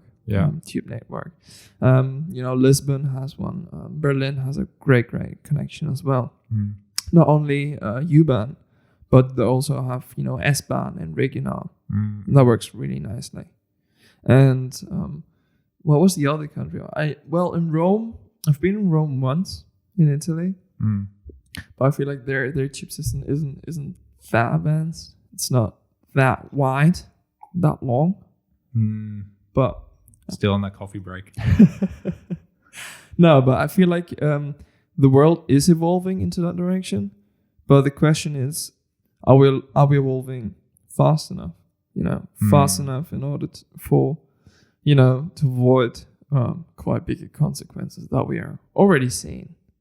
Because of bigger hurricanes and tsunamis and monsoons and storms and whatnot. Well, not only this, but coming from Australia, we've notably got the hole in the ozone layer. You got everything. But what's ironic about this is Australia is one of the youngest countries in the world from a development standpoint. Yeah. And, we're a very small population. And, I'm sure we contribute to pollution like every other country in the world. But, compared to China and India or a lot of Europe or the US, we're nothing in terms of the carbon footprint. And yet we're the ones with the ozone layer hole. So you got to wonder how many more of these are going to appear over the years. You're the ones that are suffering the most from the heating process of the earth, because you're getting all these crazy wildfires there. Yeah, well, this is a biannual thing. So Australia, natural disasters have every year. It's typically either fires or floods. And 1 year will be a fire, 1 year will be a flood. Obviously, 2020 was the worst fires we'd had. And then they were put out by floods. Oh. Yeah, so I didn't know that. Yeah, we had heavy rain, which put most of them out. But then the rain was so heavy in some areas that were already heavily burnt that these areas also subsequently flooded. Yeah. So it was just a double whammy. But it's getting worse. Clearly, last year was the worst we've had, and I don't know how we will be in years to come. Yeah, I mean, the Earth is getting hotter and hotter, and the sea levels are rising as well. Yeah, and that's all because of the greenhouse effect. Yeah, I don't know how people can deny global warming at this point. That's a good question too. Normally, it's one you just don't want to believe it because Ostrich syndrome. some people are just they don't think logically. Yeah. And the other part or the other half is because they talk within their interest. They know the truth, but it doesn't provide them economical flourishment. So they put more importance within their own wealth than global problems, right? So at some point, all this technology we're evolving into, we're getting so far with technology. We are reaching so much and achieving. These cars nowadays are crazy smart, right? And they can do so much. But this doesn't make sense if within 50 years we can't use it because we're all dead, maybe. Or what? It's a very radical way of saying it. But at the same time, the automobile industry is responsible for like 9% of global footprint for the greenhouse effect. Yeah. So it's quite a large part. Only the car industry is already doing so much. So I don't know what your view is within 20, 30 years, if it makes sense nowadays to get a fossil fuel car really for yourself. It's a limited time span. I think within Europe, the next 5 to 10 years, they're going to phase them out completely. Manufacturers probably won't even manufacture options for fossil fuel-based cars. In terms of whether you can still drive what you already own, hard to say. Maybe you'd have to put it on certain registration that you could only drive at 5,000 kilometers per year, so you have limited usage.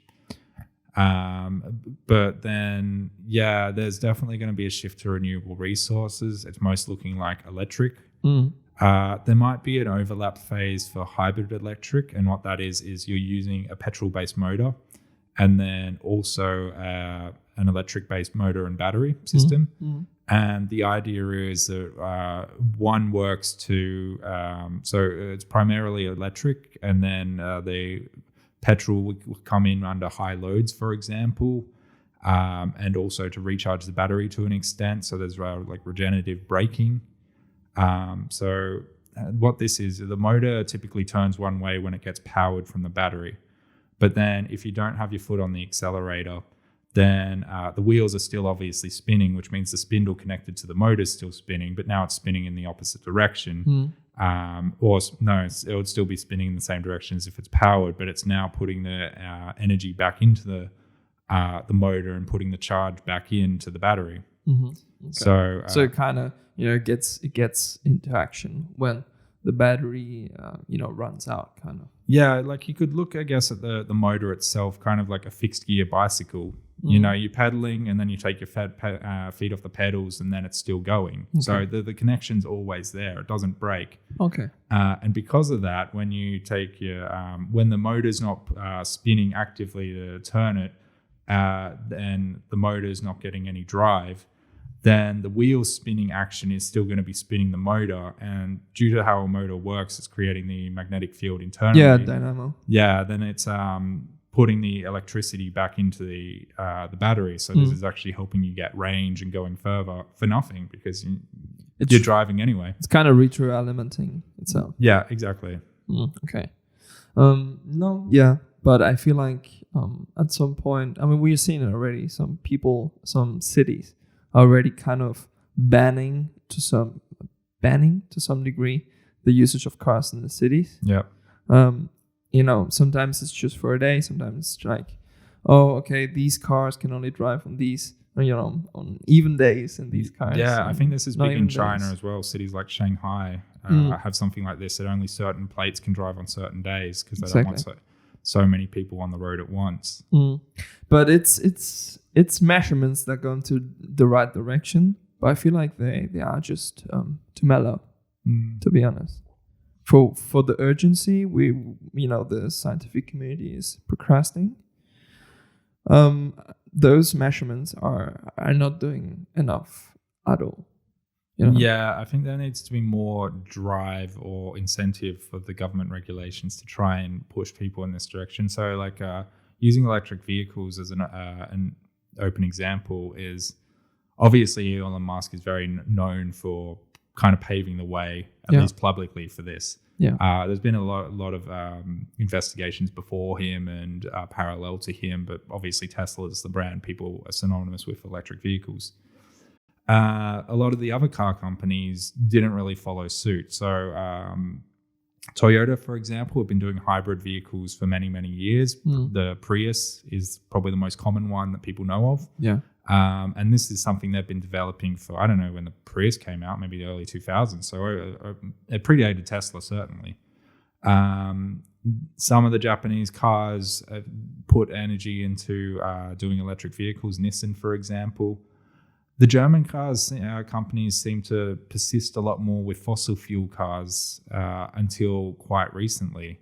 So it's I don't know whether they thought it was a phase and it would blow over, or they just wanted to double down on the technology they already had. But now that we're seeing the certain push to that direction, renewable resources, they're and it's not only Germany, America or the UK, they're behind the mark. Yeah. On where they should have been if they'd picked up this development earlier. I mean, they see that the future's going that way, and they want a piece of the pie, right? Yeah, of course. So they're getting prepared for it. I mean, but since the big scandal of Volkswagen, it's I think that has helped to make the population more conscious about that. That's it was a worldwide news, and that's the first time where really a car company really purposely lied about their emissions, right? And they were way off the limits that actually most countries allowed for a car to produce. I think in the USA they produce 40 times more than the limit of CO2 emissions that they were allowed to do. That's huge, isn't it? But I mean they got charged so much because obviously their shares dropped immediately. Of course, given 40-50%, and they lost a ton of money and credibility, right, doing that. Yeah. But they're still very successful today. I see a lot of Volkswagens on the road. Yeah. I'm sure a lot of people still regard them as very reputable companies purchasing them. Mm-hmm. Yeah. No, I mean, they're so big. It's hard to lose your whole, wealth and company and was just that. But I think it was shocking, but at the same time, maybe it woke up quite some people. And it's a hard it's hard because there's no real good answer to what what's the right and practical way of approaching this nowadays. Yeah, it's hard to say. So there's now getting a bit more of a push towards hydrogen powered vehicles, fuel cells. But that's not a reality right now. I mean, Japan is investigating in that heavily, but it's still very expensive. There's a lot of complications with hydrogen. So, for example, you're pretty much replacing petrol stations with hydrogen stations, and hydrogen is a very reactive element that needs to be specially transported to these petrol stations. Yeah. So you're building a completely new infrastructure to support this system.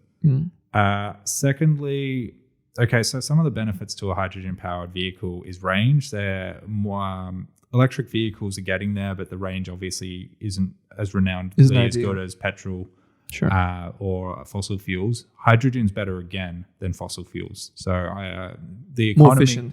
Yes, efficiency. The economy out of a hydrogen vehicle is probably the best at the moment. Another one, it's got all the advantages of electricity or electric vehicles in terms of carbon footprint. The output reaction of the hydrogen fuel cell is water and heat from the reaction. And, heat's obviously not going to have that much of an impact. And water's water, it comes out of the sky. Yeah, H2O. But so it kind of takes the benefits from both worlds, right? It does. Takes the better footprint and the efficiency. Exactly. But one of the complications also with hydrogen is you need to get hydrogen somehow. Like, it's in water, but you need to separate it from the oxygen to get into the hydrogen fuel tanks. And that takes energy as well. Exactly. So however you're doing this, you essentially need to perform electrolysis on the water, which is just way to separate. Exactly. It's separating the hydrogen from the oxygen atoms. And then once you've done that, you can use the hydrogen as fuel and the oxygen for whatever you want to use oxygen for. Yeah. But to conduct the electrolysis, it takes a lot of energy, and you can use regenerable resources for this, like wind power, solar power, however, but you can also do it from burning fossil fuels as well. So it's kind of a vicious cycle. It's not necessarily the answer either. So the technology is not there yet to make it worldwide product out of it, because it's not rentable yet. Yeah, I think the infrastructure is the biggest hurdle, because you just have to completely replace petrol stations with an equivalent. Okay, that's hurdle one, and then there's still a bit of a stigma to the dangers of hydrogen. That people think the hydrogen bomb and because it's quite inflammable, right? Yeah, well, it's hard to say exactly how the reaction is. It mixes with oxygen, and then you get heat. And electricity. And if you've got enough of it, maybe it causes problems. But you hold fire to a petrol tanker, and you'll probably get the same reaction. So it's about safety. Yeah. But as you say, it's more about probably the layout to actually distribute it. Right? Yeah, that would be the biggest hurdle. Definitely. I see. Just one more thing that just popped in my mind is the inevitable way to go, which is to reduce the greenhouse effect, is also because all these reactors, right, that are producing nuclear energy, those are cooled down. Those need to be cooled down with cool water. And that cool water normally it's from rivers or from the ocean. Yep. Right, and the temperature of the oceans are increasing as well. So at some point when that gets to a certain level, we won't have enough, cool water to actually provide the cooling down for those nuclear reactors, right? So that's another good reason. I think with the nuclear reactors as well, they also have quite a high stigma. At Chernobyl, for example. Yeah. So a lot of countries, like I know Germany doesn't use nuclear reactors. French do, Australia doesn't, but there's a very big split in who considers it acceptable use and who doesn't. And I think because of that, that'll be a limiting factor. Because here in Germany, there was a big change since Fukushima. Okay. Because what happened to Fukushima was quite impacted here in Germany, because when Merkel thought, if that can happen to a developed country like Japan, that is quite comparable to Germany, to a technology point of view, if that can happen there, it can happen here. Yeah, true. Right? And it was not only in Japan, it was not only because of the tsunami, it was also a man failure. Yeah, human error. Yeah, so it was both at the same time, because they managed to rescue, I think, like 2 or 3, and just one exploded, right? And that fear made Merkel to kind of get rid as much as possible from nuclear energy here in Germany. But France is still one of the countries in Europe that has the most nuclear reactors of all. Yep. And that is kind of it's crazy because it needs to happen, but just it feels so malleable. Some do these things, others do other things. It's not there's not a formula that everyone applies that works for the future, right? And now, there was this convention in Paris for how much that regulates how much every country how much CO2 they can actually produce and send into the atmosphere. Yep. There's a limit, and just some countries like China just didn't sign it. We're like, nope. Was this the one that happened very recently? That's a few years ago.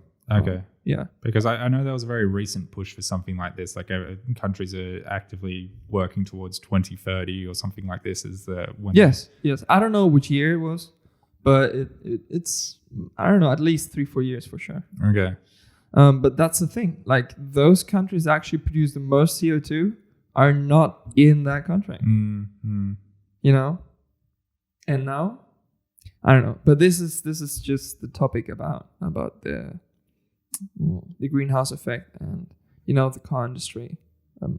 They're hand in hand. They play the role in this, you know? Yeah. And where they get all their energy from. It's a good question to ask oneself, is that actually, you know, if we're gonna get, if we're gonna manage to reduce it enough before it's kind of too late, you know, because after the Earth increases by, I think 2-3 degrees, the consequences are enormous. Yeah, I can believe it. And that's going to, by the pace we're having right now, they said, I think, 40-50 years or something. To say, like, you know, if we keep this pace on, by then we will have increased the Earth temperature by that much. And from that point on, it's quite irrevocable. So we can't go back to reducing it. We just can, you know, point of no return. Minimize. Yeah, there is a point of no return in some point in the future. I don't know when exactly. But if we reach that one, it doesn't matter if we start producing 0 CO2, but that damage is done already. And then I'm not totally familiar about the consequences, but the no return means just that after that, the effect just keeps growing by itself, you know, without us having to add more CO2 to the atmosphere or just, you know, greenhouse effect gases. Yeah. Well, there's other things to consider as well. So reducing emissions is certainly one thing that we need to look at. But then, I mean, there are ways to mitigate the effects of it as well. Planting trees. I mean, trees clean the air. We're obviously building more cities, cutting down more forests and things in the meantime. But if we reduce that or start replanting trees, then that's going to be like I'm not going to say safety net, but it's only going to help the situation. Yeah. So I mean, yes, sure. And it needs to come from both directions. Of course. There are so many aspects that play into this. Of course, for sure. And I feel like we're not doing it right in any of them. I mean, we're still cutting down so much area of forests, especially in South America. Yeah. Time will tell, I guess. The demand for like mahogany desks and, you know. Yeah. Even just like I don't know the word for it, but like, you know, there's like vast croplands, you know, like you think of the US and they've just got miles and miles of corn, for example, but that's you think, okay, that's a very healthy thing to be eating because, you know, it's vegetarian, we're growing it, but, you know, I mean, you've got combine harvesters going over it and cutting it all up, and it doesn't have the same effect as a forest. Yeah, but not only this, but also, you know, you want to keep the local animals from eating it, and how are you doing that? You're using pesticides. Yeah, I mean, yeah, if we talk about biosphere, we are losing so many species, and even we are constantly losing more and more rapidly. All kinds of insects, you know, especially insects are affected by this. And I heard the numbers the other day, but I don't remember. But I think they said something like in the last 10 to 20 years, we lost about half of insect species, actually. That wouldn't surprise me. Because, you know, everyone thinks, oh, yeah, chickens, they can't be farmed in battery. And I completely agree. That's a horrible way to be like producing meat. But how many people do you know are like, oh, crap, we lost fruit flies? Yeah. Yes. I mean, yes, we don't value them because they're not immediately useful to us. Yeah, exactly. And not only that, but I mean, you know, people are very happy to like smack a mosquito on their arm. Yeah. But But mosquitoes are evil. They deserve it. But if you had a frog in your hand, how many people are going to crush that? Yeah. It's a different stigma behind insects versus other animals. So sure, and that especially because there are people that are more conscious and care more about nature and animals, and people that are like no, and the way we are brought up, that's something we touched on in the beginning. People like us that started with technology at a more reasonable age, and had quite a youth that is more connected to nature. Yep. Compared to now, where most kids grow up in cities and they don't hardly ever see any sort of animals besides maybe dogs and cats. Yeah, or maybe the zoo. Right, which is a very there's a big disconnect. It's a bit disordered way to learn about nature, to see them in cages. Yeah. But it's at least something, right? And so they don't get that empathy.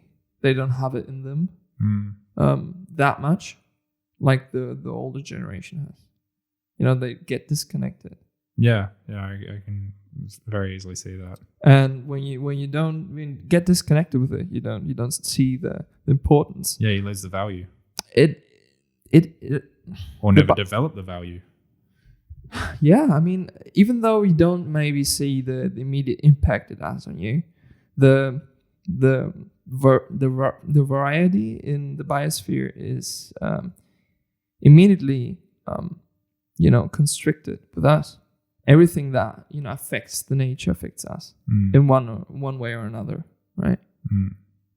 Yeah, but I think that's enough about that topic. We talked quite a bit about it actually.